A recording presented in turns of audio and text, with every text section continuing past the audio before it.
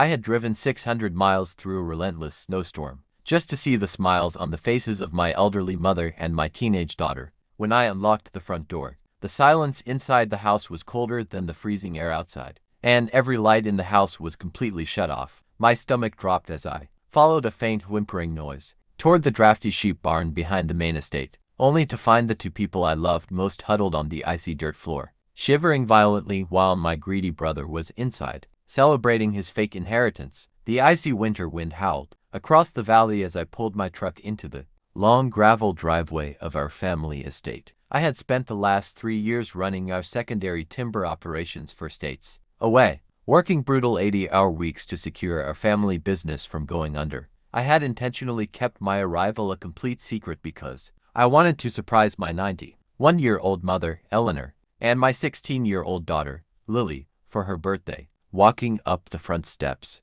an unsettling wave of dread washed over me. The large Victorian house was entirely pitch black, and when I turned the brass doorknob, the door swung open to reveal an interior that was as frigid and lifeless as an abandoned tomb. Panic immediately gripped my chest as I stepped into the dark foyer and called out their names into the empty silence. The thermostat on the wall was completely powered down, and frost had already begun to form along the inside edges of the living room window panes. As I hurried toward the back entrance of the main house, a soft scraping sound coming from the direction of the old sheep barn caught my attention. I reached into my coat for a heavy steel flashlight, flicked on the bright beam, and hurried across the snow-covered yard toward the dilapidated wooden barn that had stood unused for over 2 decades. The heavy wooden slider door of the barn was held shut from the outside with a thick rusted iron chain. My heart hammered wildly against my ribs as I yanked the heavy chain loose and shoved the heavy wooden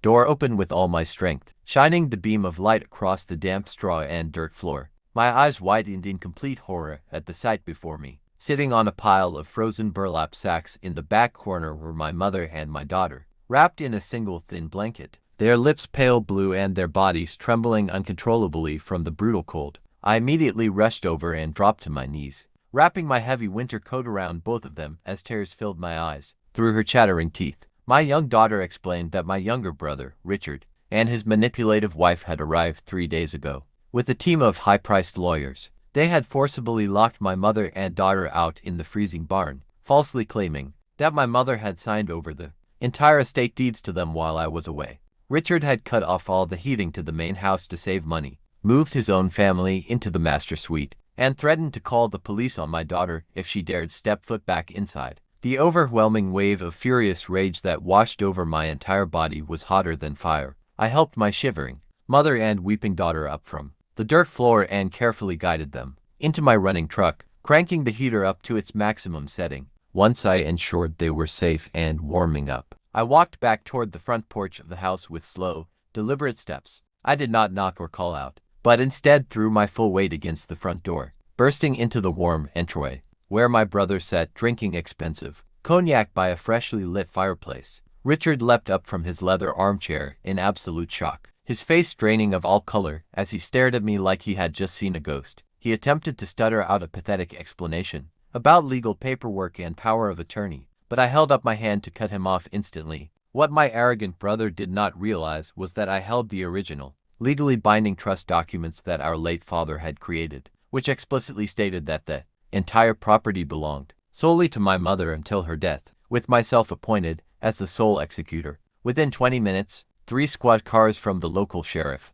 department pulled into the driveway after I reported the severe elder abuse and unlawful confinement. The deputies reviewed the official property records I produced from my secure briefcase and immediately placed my brother and his wife in handcuffs right in the front parlor. As they were being led out into the freezing night they had forced my family to endure, my mother and daughter sat safely in the warm living room, wrapped in thick wool blankets, watching justice take its rightful course. Karma has a quiet, unforgiving way of delivering justice exactly when it is needed most. My brother thought he could manipulate the law and cruelty to steal what was never his, but his own greed ultimately led to his downfall. Today, our family home is warm, safe, and full of life again, serving as a permanent reminder that no amount of deception can ever withstand the absolute truth.